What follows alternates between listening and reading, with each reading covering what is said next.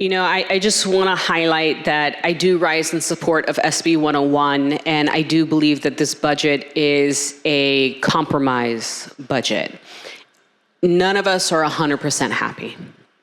And, we are making cuts. There are vulnerable communities that I deeply care about that are going to suffer. And I think that, yes, we could have done things differently. We could also adjust things differently. But we have a lot of questions. We have a lot of questions in our society right now. Right now, as we speak, we don't know what's going to happen in regards to war. From the international community, we generally don't know what the United States' role will be. We don't know how the tariffs will impact our state economy, let alone our counties and our cities. We also don't know what is going to be the outcome of all the social unrest that we are seeing. There are a lot of questions, a lot of people that feel uneasy, myself included. And I rise today as a Californian, as a proud American, to say that we are doing the best we can to lead our state. And as chair of Senate Housing, I've been consistent in our need to create housing opportunities of all types for all income levels. And the reality is that while there's a lot that I can say that I'm disappointed in, and I have made those comments in Budget Committee, I also want to say I'm proud of the collaboration that I've had with Senate leadership to ensure we are funding $300 million in down payment assistance via the California Dream for All to promote homeownership, which is one of the biggest concerns of every single city in the state of California. We are also quadrupling the renter's tax credit to increase the parity with tax benefits for property owners. This is for the lowest income renters.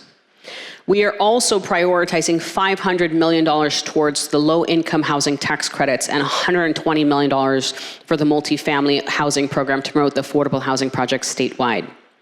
68% of Californians feel housing affordability is the biggest issue. 63% feel the same about homelessness. And 94% of Americans, regardless of party affiliation, age, or socioeconomic income, believes homeownership is a staple of the American dream. The fastest growing homeless demographic are our seniors. Our parents, grandparents, children, we are all at the mercy of these intertwined crises. And our budget should reflect our commitment to address these issues in substantial ways. And I do believe we are making the right step forward. And yes, like I said, if times were better, we could probably do more. I'm proud of the work to restore $36 million for CalFresh fruits and vegetables program and reject the 3% ongoing reduction to our education systems. As we support today's budget, I want us to continue examining the need to fund housing, homeless housing, assistance, and prevention for the next year. Any lapse in funding threatens the entire network of care and services for unhoused people, as well as making unhoused people. I want to state my appreciation for the $10 million allocated to the Children's Holistic Immigration Representation Project.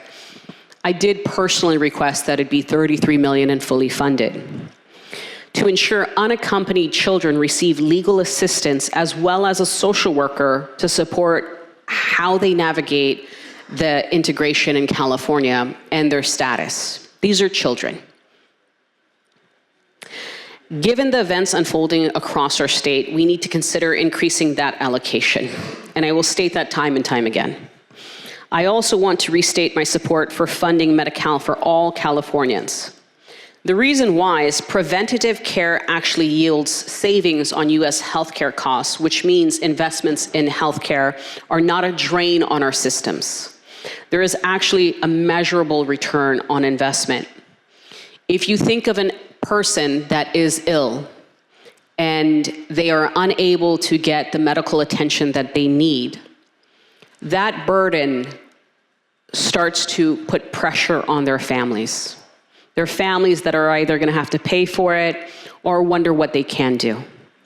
Those are our Californians. So as some say, it's the undocumented population, but those individuals have loved ones that are California citizens.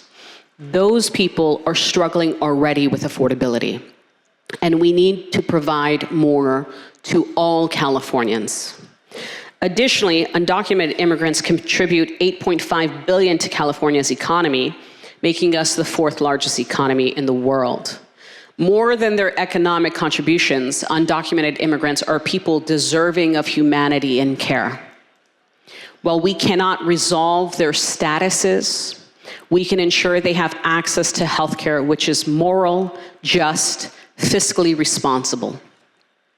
And the idea that we must choose between providing care for those who are citizens and those who are not is a false choice. It's a false choice rooted in the refusal to make choices elsewhere. The lack of leadership that we see at the federal level to make a decision to help people in the United States. One that was made by a president in the 80s to make the people that are working hard for our economy citizens. There is a lack of leadership we are seeing across the nation. Theatrics from every single corner when lives are at stake. And I want to highlight this, and I've said this before. In my district, there was an individual who was struggling, a young woman, who basically told me she was so happy because she found a Starbucks gift card on the ground when she was walking to work.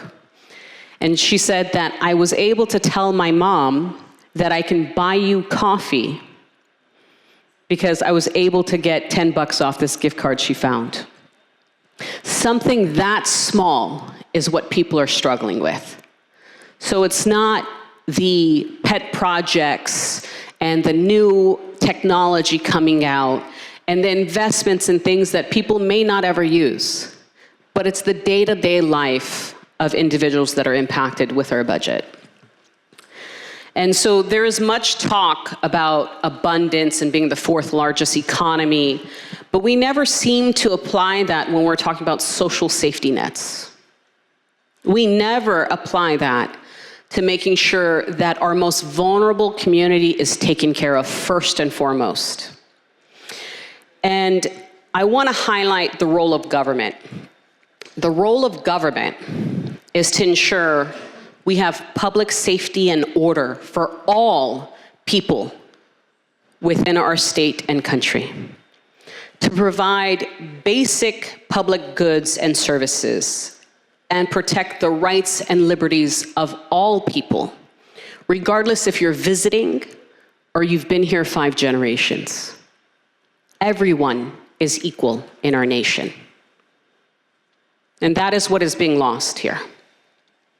So, as it is the role of government to ensure basic rights and human dignity, I want to highlight and elevate the concern I have to ensure that as we are talking about both policy and budget, we uplift and prioritize the importance of due process, emergency medical care, protections against abuse, exploitation, and discrimination. We have so much more work to do, and I look forward to the continued conversations on creating a budget that reflects our values and uplifts our most vulnerable community members. I respectfully ask for an aye vote. Thank you.